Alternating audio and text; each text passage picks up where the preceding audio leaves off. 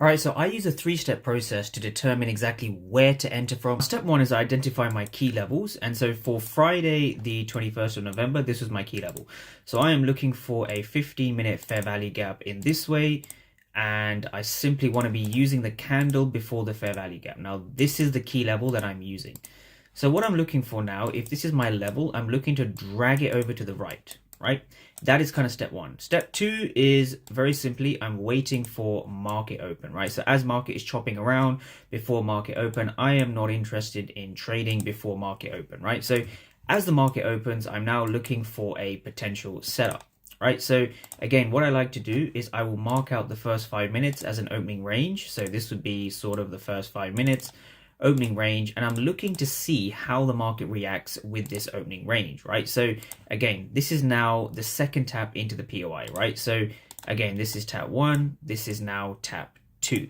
Now for me to take a short, right, notice how we haven't broken above the 5 minute opening range, we've only broken below. Now for me to take a short, I want to see a rejection off a key level. Now, so this rejection of the key level occurred here. This is now 9:54 Eastern.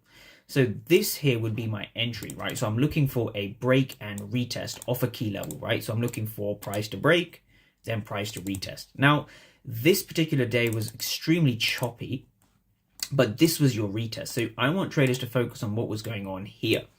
And so this is where we use the order flow to our advantage, right? So if we kind of dive into this price action, this was the candle at 9:54, right? So look at what was going on here. That says 108 for 548, right? A lot of aggressive buyers, and we see that with the order flow. We see more aggressive buyers and sellers. So we see buyers being aggressive, but buyers obviously were not rewarded because we see a move to the downside, we have a retest, then we break to the downside again. Right, so this could be a short entry, right? So this is how I'd enter short. I would have my stop loss over here.